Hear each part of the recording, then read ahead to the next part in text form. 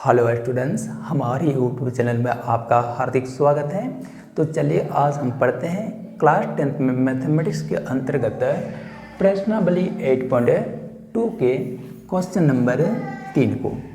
परीक्षा के दृष्टिकोण से इस टाइप का क्वेश्चन काफ़ी महत्वपूर्ण माना जाता है। आगामी बोर्ड एग्जाम को ध्यान में रखते हुए ही आप लोगों के लिए ये क्वेश्चन हम लेकर हाजिर हुए हैं। तो इस क्वेश्चन का सारांश कुछ इस तरह का है, यदि tan a plus B equal to √3 और tan a minus B equal to 1/√3 हो। ठीक है, पहला चीज है कि tan a प्लस बी का मान √3 के समान और tan a माइनस बी का मान 1/√3 के समान हो। जहां पर कुछ शर्त रख दिया गया है, जहां पर a प्लस बी का जो योगफल होगा, यानी a और b का जो मानों का योगफल होगा वो 0 डिग्री से अधिक परंतु 90 डिग्री से कम या फिर उसके बराबर हो जाएगा, पहला शर्त। दूसरा शर्त क्या है, और a का मान बड़ा होगा b से। a कोण की जो माप होगी वो b कोण से अधिक होगी। तो कह रहा है a और b के मान ज्ञात कीजिए। तो बताना है a की माप क्या होगी, b की माप क्या होगी।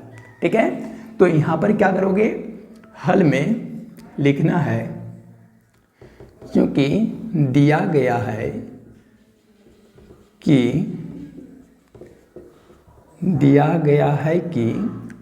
tan a plus B equal to √3, या फिर अगर हम लोग इसको चाहेंगे तो लिख सकते हैं tan a plus B equal to, अगर √3 हम ना लिखें तो √3 के बदले में क्या लिख सकते हैं, tan 60 डिग्री लिख सकते हैं। क्यों लिख सकते हैं tan 60 डिग्री, क्योंकि tan 60 डिग्री का मान √3 के समान होता है। तो जब tan 60 डिग्री के बदले में कहीं पर √3 लिख सकते हैं तो निश्चित रूप से √3 के जगह पर भी हम लोग चाहें तो tan 60 डिग्री लग सकते हैं। ठीक है, तो यहाँ लिख देना है, क्योंकि tan 60 डिग्री इक्वल टू √3 होता है। समझ पा रहे हैं, तो tan 60 डिग्री इक्वल टू अगर √3 हो तो √3 के बदले में भी tan 60 डिग्री हो सकता है। तो इस जगह पर हम √3 नहीं लिखकर उसके बदले में क्या लिख दिए, tan 60 डिग्री लिख दिए। अगर या फिर अगला लाइन में क्या लिखेंगे, tan, और ये जो प्लेस है वो किसका प्लेस है, थीटा का प्लेस है। तो tan थीटा इक्वल टू यहाँ पर tan, ये किसका प्लेस है, थीटा। तो यानी कहने का मतलब है LHS में tan थीटा का मान RHS के tan थीटा के समान है। तो हम लोग कह सकते हैं LHS का थीटा यानी a प्लस बी वो बराबर होगा RHS का थीटा यानी 60 डिग्री का। और इस तरह से a plus B equal to 60 degree, इसे हम लोग एक समीकरण के रूप में प्राप्त करेंगे और लिख देंगे समीकरण नंबर 1। ठीक है, तो जिस प्रकार से हम लोग पहले दिए गए तथ्य से क्या किए, एक समीकरण प्राप्त किए, ठीक उसी प्रकार से जो दूसरा तथ्य यहाँ पर दिया हुआ है उसके आधार पर हम लोग समीकरण नंबर 2 को भी प्राप्त करेंगे। ठीक है, इसी प्रकार से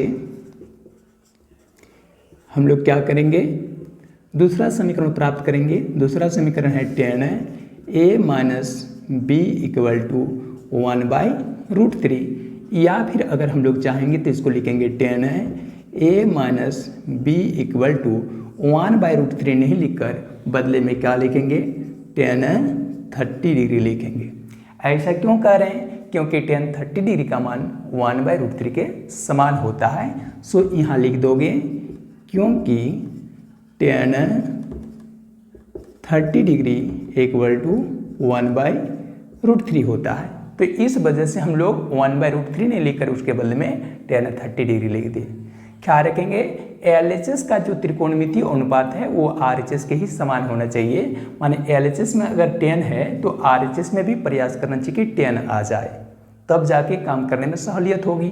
अब याद देकर क्या लिखोगे, यहाँ LHS का देखिए tan थीटा वाला मान वो RHS के थीटा के समान है, यानी LHS का थीटा RHS के थीटा के समान है, यानी a minus B equal to कितना, 30 डिग्री के समान है। और इसे हम लोग समीकरण नंबर 2 रखेंगे। अब जिस प्रकार से आप लोग दो चरों वाले रैखिक समीकरण को हल करते हो, ठीक उसी पद्धति को अपनाते हुए ये दोनों समीकरण को हल कर लेना है। तो अब समीकरण 1 और 2 से आओगे तो 1 नंबर का समीकरण है a + b = 60 डिग्री और समीकरण नंबर 2 है a - b बराबर कितना 30 डिग्री। ये दोनों समीकरण के LHS में देखिए जो एक पद है b का पद वो बिल्कुल ही सजातीय पद हैं, गुणांक उनके समान है लेकिन उनके चिन्ह जो है वो असमान है, इसलिए वो खुद ब खुद कट रहे हैं। तो यहाँ लिख देना चाहिए जोड़ने पर। ये जो तरीका है वो मुख्य रूप से दो चर वाले रैखिक समीकरण को हल करने के तरीके में आपको मिलेगा। तो ये b की राशि कट जाएगी। अब a और a सजातीय पद हैं, दोनों का चिन्ह आगे कुछ नहीं मतलब प्लस के रूप में है, सो दोनों ऐड हो जाएगा। तो a + a कितना हो जाएगा 2a और इक्वल टू उस पर में 60 डिग्री + 30 डिग्री कितना हो जाएगा 90 डिग्री। अब 2a = अगर 90 डिग्री है तो a = करेंगे तो 90 डिग्री और इंटू 2 की राशि इधर जाएगी तो बट्टा 2 होगी, कटेगी कितने बार में 45 डिग्री के बार में, 45 डिग्री में है ना।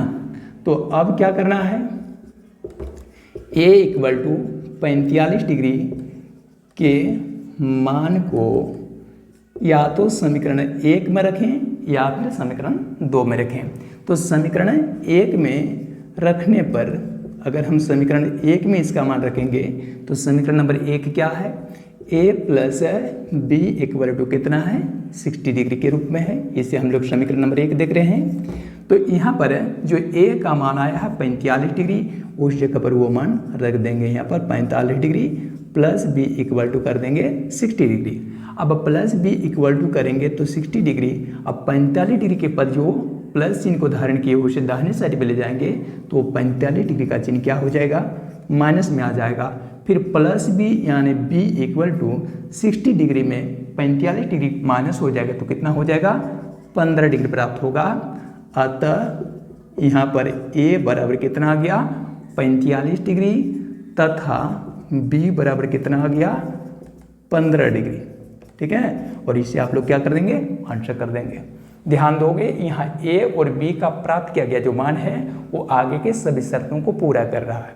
जैसे यहाँ कह रहा है a + b यानी a और b का जो योगफल है वह 0 से अधिक परंतु 90 डिग्री से कम या फिर उसके बराबर होना चाहिए। तो देखिए a का मान 45 डिग्री है और b का मान कितना है 15 डिग्री है, दोनों को जोड़ोगे तो कितना प्राप्त होगा 60 डिग्री।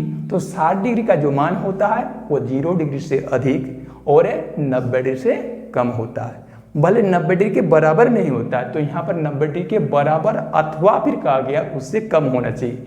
तो बिल्कुल यहाँ पर a और b का जो पल 90 डिग्री से कम है और 0 डिग्री से अधिक है, तो पहला शर्त का पालन हो रहा है। अब हम लोग इसके दूसरे शर्त को देखेंगे तो इसका दूसरा शर्त है a का मान वो b से अधिक होना चाहिए, a > b है। तो a का मान देखिए यहाँ पर कितना है 45 डिग्री और b का मान कितना है 15 डिग्री। तो निश्चित रूप से a का जो मान है वो b के मान से अधिक है। ठीक है, तो जब ये दोनों शर्तों को पूरा करें तो इस प्रकार से हम लोग a और b का मान ज्ञात कर लेंगे। उम्मीद करते हैं आप लोगों को हमारा ये कंटेंट समझ में आ गया होगा।